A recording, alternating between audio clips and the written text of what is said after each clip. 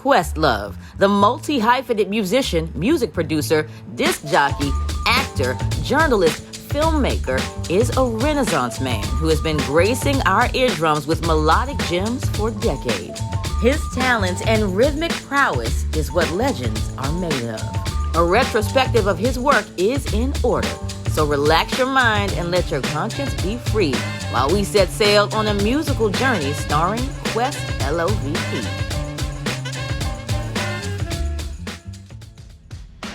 Ahmir Thompson, aka Questlove's affinity for music spawned from being raised in a hyper-musical family. His grandfather was a vocalist and sung with a gospel group, the Dixie Hummingbirds. His father led a doo-wop group called Lee Andrews and the Hearts. His mother and father crooned on the stage together as part of the Philly-based soul group Congress Alley. Surrounded by musicians, he began drumming and performing on stage by age 7, and by 13 was a musical director. It was in high school when Questlove's creativity blossomed. He attended the Philadelphia High School for the Creative and Performing Arts. There he would meet Tariq Trotter, aka Black Thought.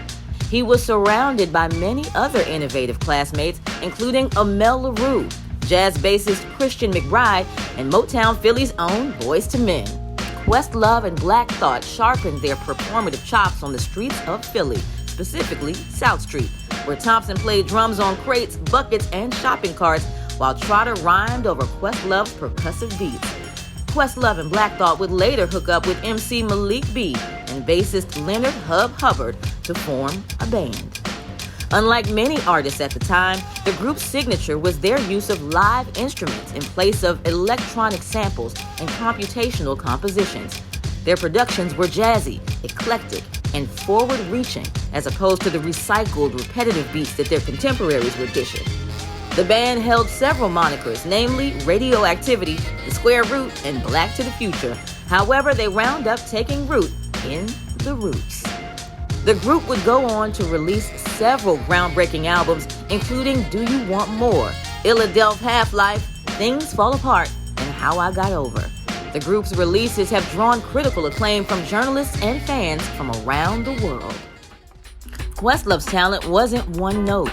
Aside from playing drums for the Roots, he played sticks on tracks by Jay-Z, Fiona Apple, Erykah Badu, Zap Mama, Joshua Redman, Dilated Peoples, Bilal, Black Alicious, Zach De Roca, and N.E.R.D. He also executive produced albums for Common, D'Angelo, and Slum Village. In 2006, he made an appearance in Dave Chappelle's Block Party. And in 2009, he and the Roots signed on to be the house band for Late Night with Jimmy Fallon. In 2016, he launched a radio show called Questlove Supreme, an extension of music courses he taught at New York University.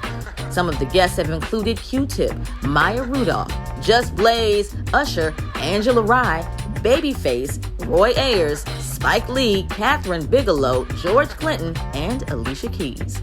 Expanding his creative footprint, Questlove founded OK Player as well as OK Africa, described as tastemakers websites by Rolling Stones magazine. The outlets are online destinations for audiophiles and music lovers from the diaspora and beyond.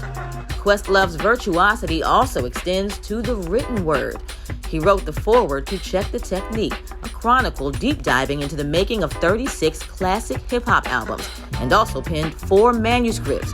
While Questlove has countless film and television credits, his 2021 credit as director of the documentary Summer of Soul captured the attention of fans' ears and the Academy of Motion Picture Arts and Sciences, earning him the Academy Award for Best Documentary Feature.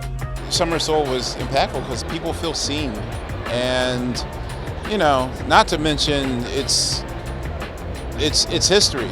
It's long gone, buried history, somehow unfurled, and it shows you that still, even 52 years out the gate, it's still relevant and still powerful as ever.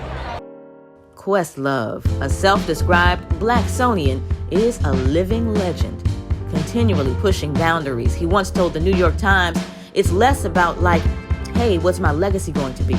It's just that I'm always asking, who's going to do it?" He is a walking encyclopedia of musical knowledge, but more importantly, of Black contemporary cultural knowledge.